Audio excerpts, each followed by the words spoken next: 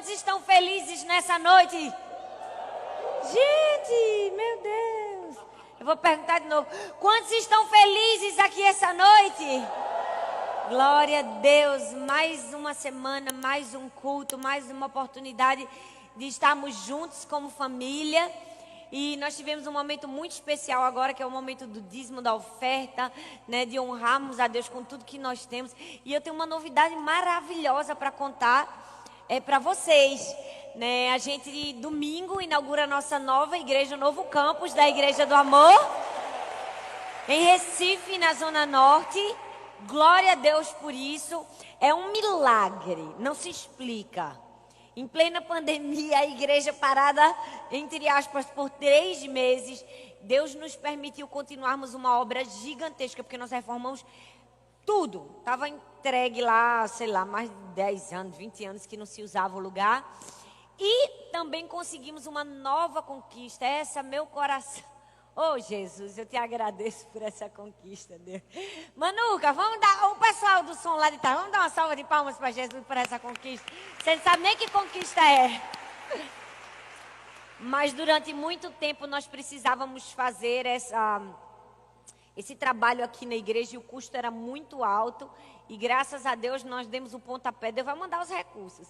Mas essa semana ainda, né, amor? Vamos começar o trabalho de acústica da nossa igreja.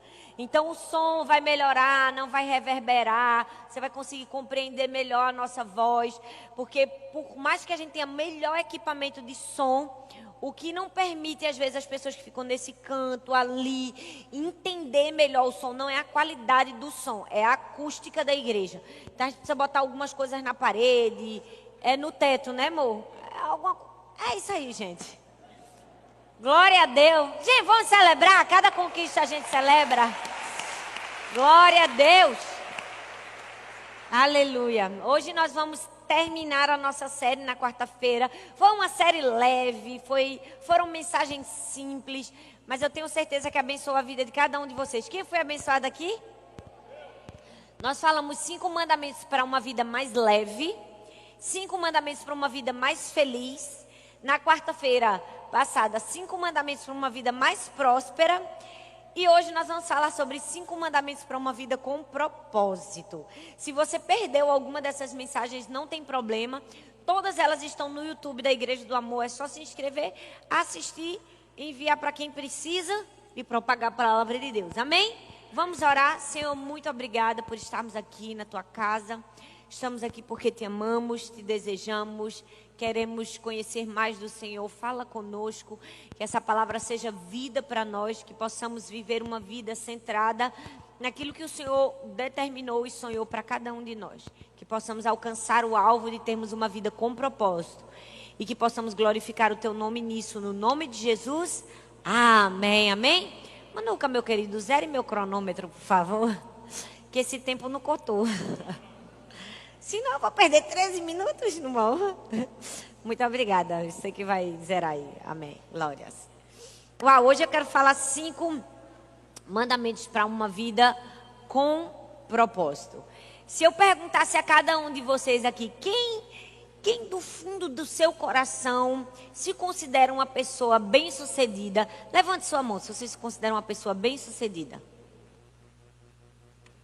Meu Deus, eu vou fazer uma nova série. Como assim, minha gente? Amém. Vamos virar o jogo. Muitas pessoas acham que para ser bem-sucedida, cada uma tem uma explicação. Pesquisas indicaram que as pessoas entendem como ser bem-sucedido ter saúde, às vezes ter recursos financeiros.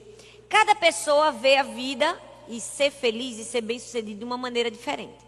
Eu entendo que ser bem-sucedido na vida é encontrar o seu propósito e viver para cumprir o seu propósito aqui na terra.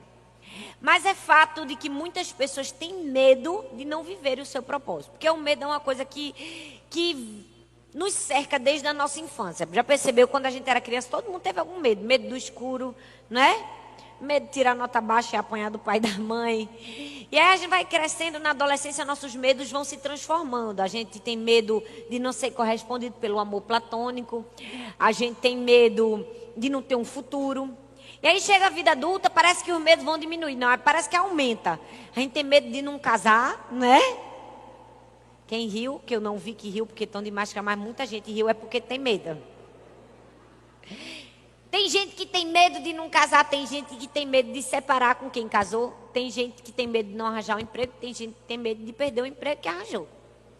O medo está sempre presente na nossa vida. Mas se uma coisa é certa, toda pessoa que entregou a sua vida a Jesus, ela tem medo de não viver o propósito. No fundo, todo mundo quer viver o propósito, né? Aquilo pelo qual o Senhor te escolheu, te chamou, quer cumprir o seu papel aqui na terra. E é sobre isso que eu quero conversar com vocês, que eu quero compartilhar com vocês.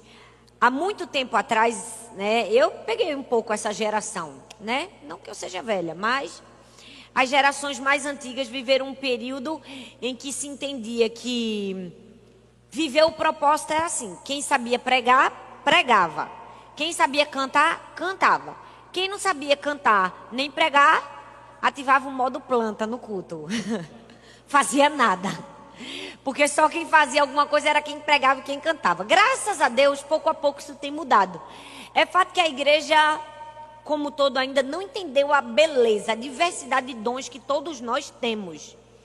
Mas hoje nós temos milhares de oportunidades de servir a Deus. Não é verdade? Você pode servir, às vezes até é isso que está impedindo muitas pessoas de encontrar o chamado. Tem tanta coisa para fazer que ela diz: não sei o que eu faço, não sei se eu fico na mídia, não sei se eu fico na câmera, não sei se eu fico nas crianças. Enfim, hoje eu quero compartilhar com vocês uma dúvida que muitas pessoas me perguntam: como eu descubro o meu chamado, o meu propósito, o que eu nasci para fazer? Como eu posso cumprir o meu propósito? Sabe, eu acredito piamente que há princípios para todas as pessoas.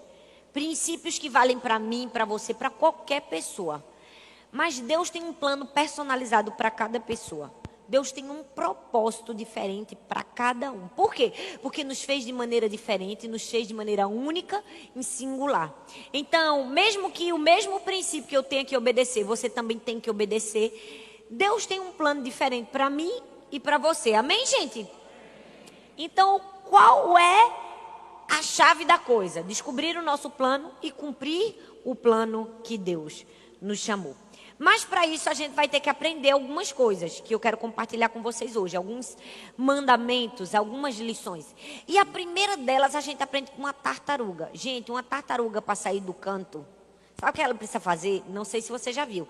Ela precisa esticar o pescoço. Você já viu uma tartaruguinha andando, a bichinha? Ela anda bem devagarzinha, mas ela bota a cabecinha para frente. E na vida é assim, para a gente cumprir o nosso propósito, mesmo que a gente ande bem devagar, a gente precisa estar com o pescoço esticado, olhando para o alvo, olhando para o propósito que o próprio Deus desenhou para a gente. Por quê? Porque muitas distrações vão aparecer no meio do caminho.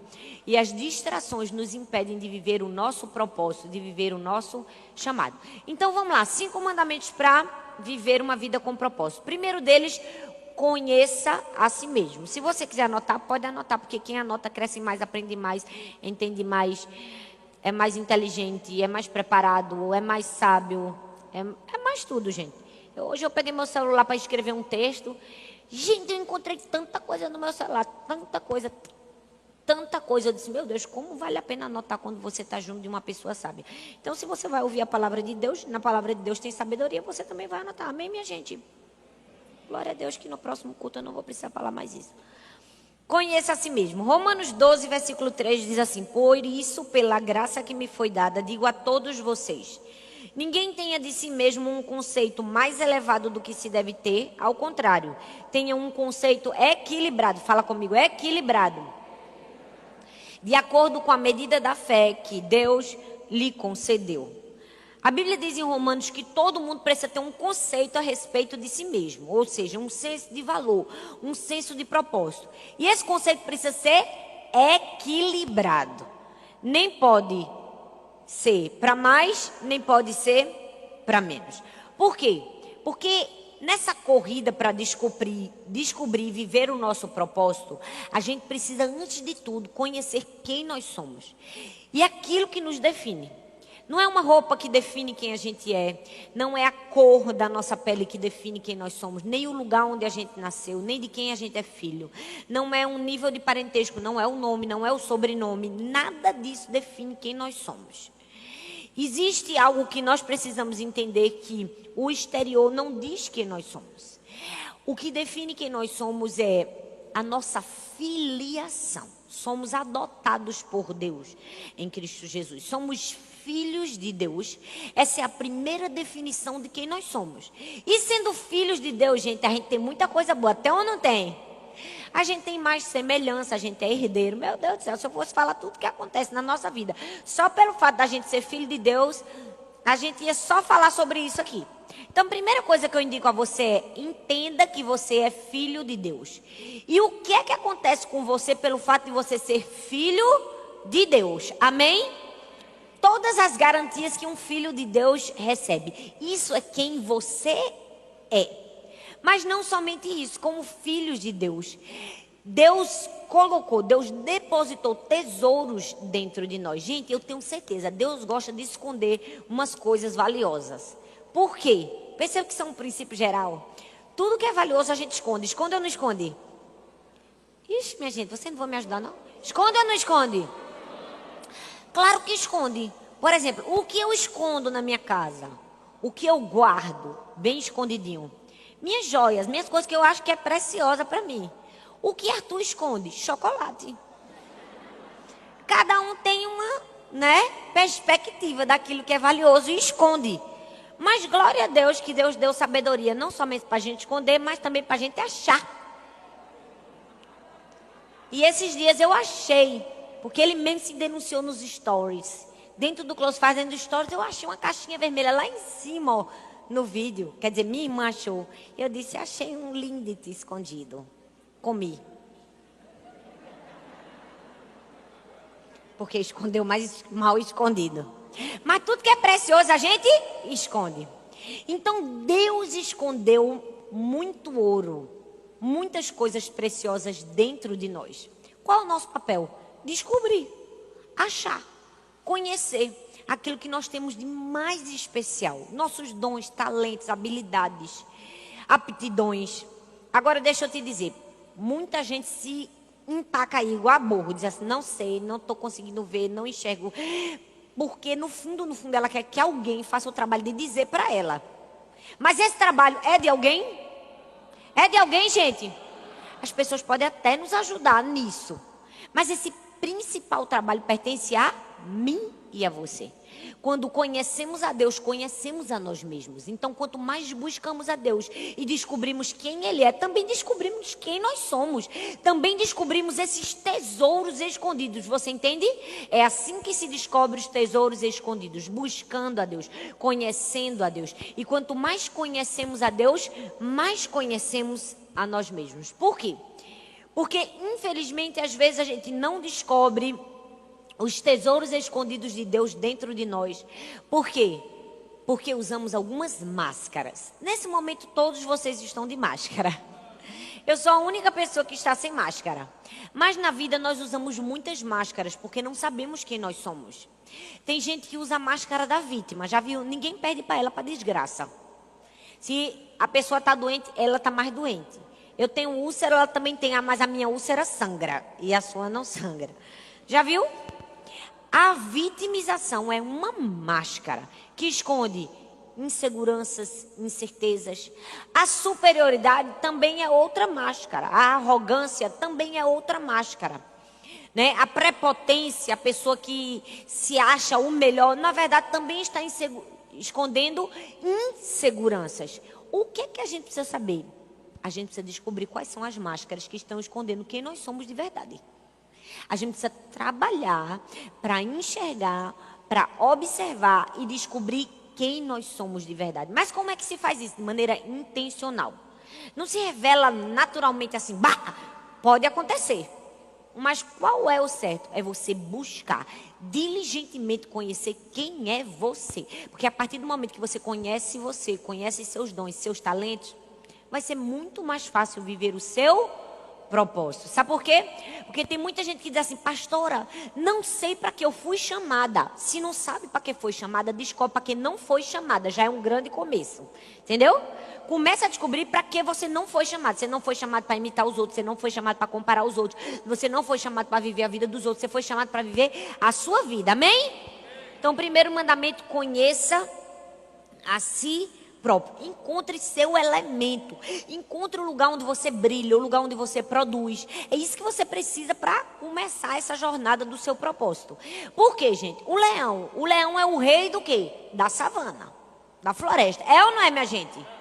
E o peixe é rei aonde? No mar. O leão tem como ser rei no mar? Tem, gente. E o peixe tem como ser rei na savana?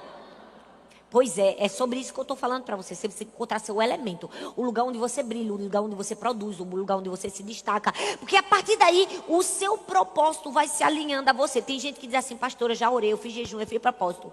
Eu peço a Deus, eu vou nos cultos que tem as revelações. Eu digo, Deus, me fala qual é o meu propósito.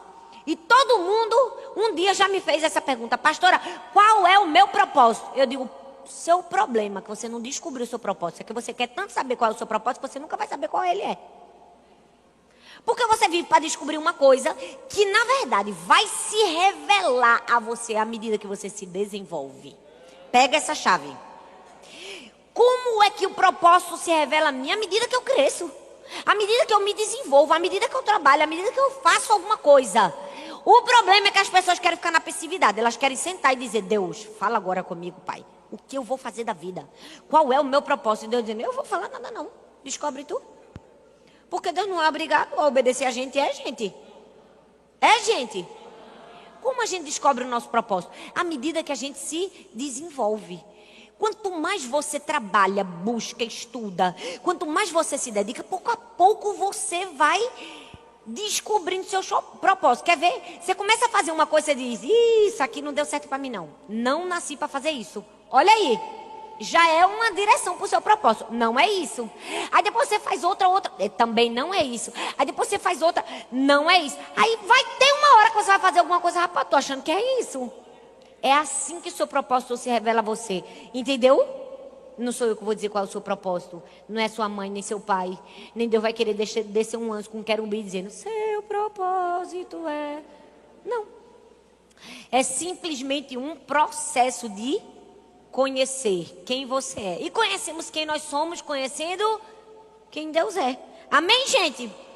Segundo mandamento para viver uma vida com propósito. Seja amigo da disciplina. Fala comigo, disciplina. Não, mas fala com vontade, disciplina. Provérbios 23, versículo 12 diz assim, dedique a disciplina o seu coração e os seus ouvidos às palavras que dão conhecimento. Uma das grandes chaves para a gente descobrir o nosso propósito e viver o nosso propósito é fazer uma lista de coisas que a gente não deve fazer. O problema é que a gente só quer fazer a lista das coisas que a gente deve fazer. Mas a gente primeiro precisa fazer as que a gente não deve fazer. Porque você já percebeu que são as coisas que a gente não deve fazer, que atrapalham a gente de fazer as que a gente deve? Se a gente fizer primeiro as que não deve, a gente vai conseguir fazer as que deve. Quer ver? Você deve ler a Bíblia. Mas às vezes você não consegue ler a Bíblia, porque você não fez a lista do não deve. Não deve ficar 2 horas no WhatsApp, não deve ficar 3 horas no Instagram, não deve passar 10 minutos a mais dormindo. Se você faz primeiro a lista do que você não deve, você vai conseguir fazer a lista do que você deve, entende? Amém, minha gente? Amém, minha gente? Então, o que é que você precisa? Você precisa ser amigo da disciplina. A falta de consistência, de perseverança, é um dos maiores erros das pessoas indisciplinadas. Por quê? Porque a gente nunca vai ser o que a gente faz uma vez perdida na vida. A gente vai ser aquilo que nós fazemos com constância, com perseverança, todo dia. Você entende? Quando nós temos constância, nós temos disciplina. E quem tem disciplina, descobre e vive o seu propósito. A Bíblia diz que Daniel orava quantas vezes ao dia, gente? 3 vezes ao dia. Isso nos fala de quê? Nos fala de constância. Nos fala de disciplina. Toda pessoa disciplinada é uma pessoa que vive o seu propósito. Toda pessoa indisciplinada não vive nada, perde tempo e é um Zé Ninguém na vida. Nós precisamos de disciplina para vivermos o propósito de Deus. Mas tem gente que acha que é assim. Ela nunca orou. Aí, de repente, ela disse, agora eu vou ser disciplinada. Aí, no outro dia, ela quer orar 3 horas. Não vai orar, filho. Não vai dar certo. Sua cabeça vai devagar. Você precisa ter disciplina sensata, aos poucos. Tem gente que quer fazer muito, por isso que não faz nada. Eu vi uma historinha de um homem chamado Seu Zé. Todo dia, meio-dia, ele entrava na igreja, ficava alguns minutinhos e saía. Todo santo dia. Era rigoroso. Todo dia, meio-dia, ela vinha para a igreja, ficava um tempinho, saía. E todo mundo ficava intrigado. O que Seu Zé faz todo dia, meio-dia na igreja? Aí uma mulher perguntou, Seu Zé, o que é que o senhor faz aqui todo dia, meio-dia na igreja? Ele fez, todo dia de meio-dia eu venho orar. Aí ela, orar? Mas eu achei que a pessoa que orava ficava pelo menos um tempinho. O senhor entra, mal entrou, o senhor já saiu?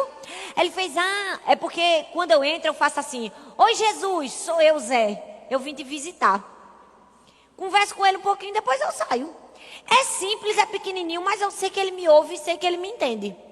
Aí pouco tempo depois, Seu Zé sofreu um acidente e foi parar no hospital. Lá no hospital, todo mundo ruim, todo mundo depressivo, todo mundo sem esperança. Seu Zé trazia alegria para todo mundo. E era aquela pessoa animada que contagiava todo mundo. E até que uma enfermeira chegou para ele e disse assim, Seu Zé, fala aí o segredo para a gente. Fala aí o segredo do senhor mesmo no meio da desgraça, vamos dizer assim. Viver tão bem. Ele disse, é por causa da minha visita. Todo dia eu tenho uma visita. Aí ela ficou, uma visita? Mas eu nunca vi uma visita, nunca vi ninguém visitar Seu Zé. Ele vem todo dia, meio-dia, ele aparece na minha cama, diz, oi Zé, sou eu, Jesus, eu vim te fazer uma visita. Ei, às vezes a gente está esperando pelo extraordinário e perde a beleza do ordinário. O ordinário existe na constância. É muito melhor todo dia você dizer, oi Jesus, sou eu, Thalita, eu vim te fazer uma visita. Conversar 1 minuto do que você... um dia da semana fazer um jejum de tirar tudo, ficar já morrendo, orar 10 horas e passar o resto do ano sem nem falar com Jesus. Isso nos fala de disciplina, de constância. Quem quer viver uma vida com propósito precisa viver uma vida de disciplina. Por quê?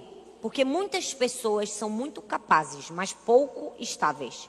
Eu quero que você entenda a diferença de capacidade para estabilidade. Você pode ser capaz, mas pode ser instável. Você pode ter dons, talentos e aptidões, mas a sua instabilidade pode roubar a sua capacidade. A Bíblia diz que Moisés era um grande líder, mas ele tinha uma instabilidade na vida. Qual era a instabilidade dele? Ele era iracundo. E Deus já estava tentando tratar com aquela instabilidade dele. Ele não se deixou tratar com a instabilidade dele, perdeu de entrar na terra prometida. Por quê? Porque a instabilidade dele roubou a capacidade dele. Nós precisamos aprender que mais do que capacidade, nós precisamos de estabilidade. Nós precisamos de constância para viver o nosso propósito. Nós precisamos de disciplina. Para quê? Para que a instabilidade não bloqueie nossa habilidade. Não deixe a instabilidade bloquear a sua habilidade. Quer ver? Tem muita gente que tem dom para aprender a tocar piano. Mas a pessoa não estuda sempre e não toca bem. Adiantou de quê? O que foi que perdeu e que roubou a habilidade dele? Foi a Ixi, minha gente. Foi o quê, minha gente? Vocês não estão prestando atenção, não? Foi a instabilidade, amém. Glória a Deus. Que a instabilidade não nos roube, amém? Precisamos de disciplina, porque a Bíblia diz em Hebreus capítulo 12, versículo 11. No momento, nenhuma disciplina gera alegria. E sim parece penosa e dolorosa, mas depois ela produz um fruto pacífico de justiça para aqueles que foram treinados por ela. Vamos falar a verdade que disciplina não é uma coisa fácil, nem uma coisa boa. Fazer a mesma coisa todo santo dia, às vezes é enfadonho. É ou não é, gente? E às vezes a gente quer desistir, mas é isso que vai nos garantir sucesso, propósito, uma vida com objetivo. Gente, Einstein, que foi um dos maiores gênios do mundo, vê o que ele disse. Ele disse assim, não é que eu seja muito inteligente. Tudo bem que ele era bem humilde, né, gente? Ele disse assim, não é que eu seja muito inteligente, me perdi. Cadê tu, Einstein? Não é que eu seja muito inteligente, eu apenas me debruço sobre problemas por mais tempo. Uau! Você pode dizer uau? Gente, vamos pegar esse conselho de Einstein. Ele disse assim, eu nem sou muito inteligente, mas eu me debruço, ou seja, eu fico observando e pensando sobre problemas por mais tempo. Entendeu a diferença? Você entendeu o poder da disciplina? Que quanto mais você persevera, mais você vai chegar no seu propósito. Thomas Edison disse que ele errou não sei quantas milhões de vezes, não sei quantas mil vezes ele tentou para descobrir a lâmpada. Se ele tivesse desistido, teria descoberto, gente? Eita, teria descoberto, gente? Não. Então nós precisamos de disciplina. Disciplina nos leva ao nosso propósito.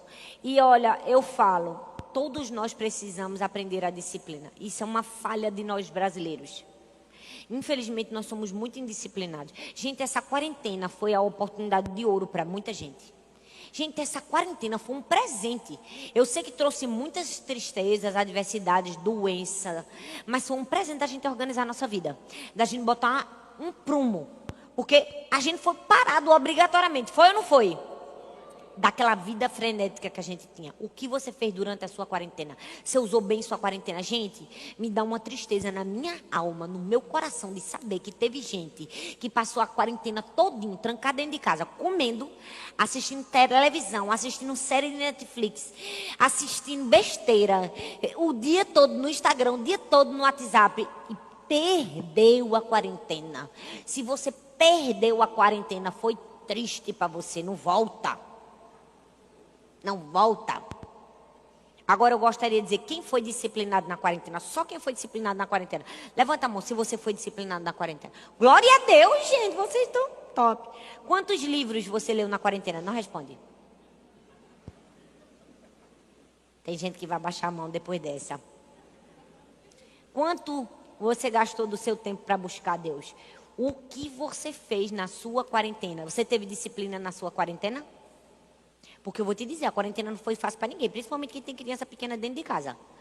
Mas a quarentena foi uma oportunidade de reorganizar hábitos, de produzir, de crescer, de amadurecer, de ficar mais perto do seu propósito. Eu li 10 livros na quarentena. Eu tenho 3 crianças pequenas. Eu não li aqueles pequenininhos, fininhos não, viu? Eu li cada uma lapinha desse tamanho aqui, ó. E ainda acho que fui falha, porque nas últimas 4 semanas agora eu fui triste. Jesus, me perdoa das últimas 4, só os começos que foi bom. Eu me desequilibrei por algumas questões. Mas nós precisamos entender que para viver o nosso propósito, a gente vai precisar de disciplina. Fala comigo, disciplina. Terceiro mandamento para viver uma vida com propósito, sabedoria. Fala comigo, sabedoria. Tiago capítulo 1, versículo 5 diz assim: se algum de vocês tem falta de sabedoria, peça a Deus, que a todos dá livremente de boa vontade, e lhe será concedida. A vida é uma sala de aula, gente. A gente tem que entender que todas as pessoas que cruzam o nosso caminho são um professor. Qualquer pessoa que cruza a sua vida está te ensinando alguma coisa. Ou a fazer e ser algo, ou a não fazer e nem ser algo. Os ruins ensinam, os bons ensinam. Todo mundo ensina, minha gente. A gente precisa de sabedoria para viver o propósito. Porque muitas pessoas perdem de viver o seu propósito por falta de sabedoria. Quer ver? Para e pensa comigo. Quanta gente já perdeu o emprego por falta de sabedoria? Quantas vezes tem um emprego abençoado, tanta gente querendo um emprego. Aquele emprego poderia ser o propósito da vida dela, ela crescer ali, se desenvolver ali, avançar ali.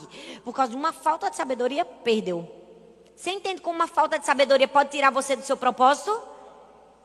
Tem gente que perdeu o casamento. Por quê? Por falta de sabedoria.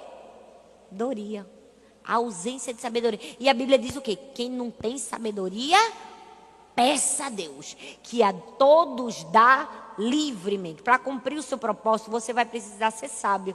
E ser sábio, gente, meu Deus, envolve tanta coisa. Envolve falar menos, escutar mais. Não é? Envolve observar, envolve desejar crescer, envolve ter fome de conhecimento, sabedoria. A gente nunca pode deixar a nossa língua manter a gente surdo, porque a gente fala tanto, que às vezes a gente não consegue escutar. A gente tem que acrescentar mais uma bem-aventurança, a gente tem que acrescentar bem-aventurados aqueles que não tendo nada a dizer, nada dizem. Deveria ter essa na Bíblia também, não é? Vocês acham? Bem-aventurados aqueles que não têm nada de bom para falar, que ficam calados. Porque ganham uma ótima oportunidade de perder o propósito da vida. Tem gente que vende o propósito por ausência de sabedoria. E sabedoria, minha gente, tem nada a ver com intelecto, com QI, com conhecimento. Sabedoria dá a quem tem humildade. Conhecimento dá a quem tem orgulho. Entende a diferença? Tem gente que só quer o conhecimento. Ela quer saber os nomes todos, quer saber tudo, quer saber todas as coisas da decorada da Bíblia, quer ser o supra-sumo. Então quer mostrar para as pessoas que é muito bom. Mas no fundo não tem sabedoria para aplicar o que aprendeu. Adianta? Adianta? Não. Não adianta de nada você fazer todas as histórias da Bíblia, ler a Bíblia só para conhecer. Você precisa ler a Bíblia para ser transformado por ela. Cristianismo não é uma coisa que a gente aprende. Cristianismo é uma coisa que a gente vive. Que nós somos transformados. Não é simplesmente um código de doutrinas. É um código de mudança de vida, de transformação, que nos dá sabedoria. Amém? Então, o terceiro mandamento, tenha sabedoria. Quarto mandamento, não deixe nada te parar. Vocês estão tão parados. Ô, minha gente, eu tenho para mim que o povo ainda está reaprendendo a participar dos cultos. Vocês esqueceram, foi? 3 meses, 4 meses. Vocês estão parecendo que estão morrendo. Quando vocês rirem, faça assim para eu ver que você está rindo. Porque está todo mundo de máscara. Então, olha só, eu vou ensinar vocês. Isso aqui é uma igreja. Essa aqui são as cadeiras. Eu sei que demorou muito tempo, porque a gente passou muito tempo assistindo culto de pijama. Mas agora não é mais assim não, tá? Aí a gente participa, a gente diz amém, glória a Deus, aleluia, é isso mesmo. Pronto. Pegaram? O que é que você precisa para cumprir o seu propósito? Não deixe nada de parar. Romanos 5, 3 ao 5 diz assim: não só isso, mas também nós nos gloriamos nas tribulações. Porque sabemos que cada tribulação produz perseverança. E a perseverança é um caráter aprovado. E o caráter aprovado, esperança. E a esperança não nos decepciona. Por quê? Porque Deus derramou o seu amor em nossos corações por meio do Espírito Santo que nos concedeu. A gente faz o quê? A gente se gloria na tribulação, ou seja, a gente tem alegria nos problemas. Por quê? Porque os problemas nos ensinam a ter perseverança. É como se a Bíblia estivesse dizendo, os problemas nos ensinam a não parar. Isso foi um tapa na cara da gente. Porque a gente só quer viver uma vida, paz e amor. Mas é o problema que te ensina a ser resiliente. É o problema que te ensina a ter força, a continuar lutando, a não desistir, a não parar. Por quê? Porque quem desiste nunca é lembrado. Só é lembrado quem continua, quem persevera. Nas Olimpíadas de 84, alguém se lembra de uma mulher chamada Joan Benoît? Não. Ela foi a ganhadora das Olimpíadas. Medalha de ouro. Mas ninguém se lembra dela. Lembra de uma das competidoras que machucou a perna e se arrastou por quilômetros para passar a linha de chegada. Aquela mulher nunca foi esquecida. Sabe por quê? Porque quem desiste é apagado da história, mas quem persevera deixa um legado. Nós precisamos aprender a perseverar para deixar um legado. Nós precisamos ir até o fim. A gente não pode desistir, a gente não pode deixar nada nos parar. Porque como nós queremos ser lembrados. Gente, a Bíblia fala que Davi foi lembrado por quê? Porque matou o gigante Golias. Foi ou não foi? Sansão foi lembrado porque se deixou destruir por Dalila. Na vida você será lembrado ou pelo inimigo que você matou ou pelo inimigo que matou você. Aí é você que escolhe. Você vai precisar descobrir, eu vou ser vencido ou vou vencer? Você precisa escolher a boa parte. Você precisa escolher perseverar. Você precisa escolher não desistir. Você precisa não permitir que nada te pare. Sabe por quê? Porque no caminho do nosso propósito vai ter cansaço, vai ter fadiga. Vai ou não vai? Vai. Mas nós precisamos entender que fadiga e desânimo não são sinais para a gente parar. São sinais para a gente usar a reserva. Quando você estiver cansado, quando você estiver desanimado, não é hora de você parar. É hora de você puxar da onde você não tem. Aquele gásinho, aquele combustível do fim e usar. Eu posso até dizer que eu estou aqui bem nesse estágio aqui. Hoje. Mas eu não desisti, eu estou aqui, amém? Puxa a última gasolina do seu tanque, mas puxa, amém, gente? Não deixa nada te parar. Porque às vezes a gente vai ser atacado. Vai ou não vai? Faz parte do treinamento dos guerreiros. Para vencer grandes batalhas precisa ser atacado. Saber lutar com com as armas certas. E por fim, tenha em mente a eternidade. Último mandamento. Tenha em mente a eternidade. Viva uma vida pensando na eternidade. A Bíblia diz, portanto, meus amados irmãos, sede firmes e inabaláveis, sempre abundantes na obra do Senhor, sabendo que no Senhor o vosso trabalho não é vão. Por isso prossigo para o alvo a fim de ganhar o prêmio do chamado celestial de Deus em Cristo Jesus. Nós não estamos aqui para cumprir o nosso propósito simplesmente de termos uma profissão, de casar, de termos filho, mas de cumprirmos um chamado maior. Não podemos nos esquecer da eternidade. Do que estamos aqui para fazer por Deus e para Deus. Eu participei uma vez de uma conferência numa igreja chamada Saddleback Church, a igreja do pastor Rick Warren. Escreveu Uma Vida com Propósito. Uma das maiores igrejas mais influentes do mundo. Nunca vou me esquecer desse dia. O pastor Rick Warren disse que quando o pai dele estava morrendo, ele, no leito de morte, nos últimos momentos do hospital, ele dizia assim, apenas mais um, Senhor, apenas mais um. Me deixe falar do Senhor para apenas mais um. E toda enfermeira, e todo médico, e toda pessoa que entrava, ele falava de Jesus. E ele morreu dizendo apenas mais um. Sabe o que é isso? Isso é viver uma vida com propósito e com os olhos na eternidade. Você pode ficar em pé no seu lugar? Eu quero convidar você a viver uma vida com propósito. Você viverá essa vida quando você conhecer a si mesmo, quando você for amigo da disciplina, quando você tiver sabedoria, quando você não permitir que nada te pare. Por fim, quando você nunca se esquecer da eternidade. Quando você nunca se esquecer que o seu propósito é maior que você. Que sua missão é maior do que qualquer cansaço. Que o seu chamado é maior do que qualquer ferida. Quando você entender que quando você diz assim, não dá mais para mim, você vai no tanque reserva e diz, tem um restinho de gasolina para eu buscar. Tem um restinho para eu puxar. Senhor, nós estamos aqui, Pai, porque não queremos viver uma vida mediana, medíocre, vazia, rasa. Queremos viver uma vida com propósito.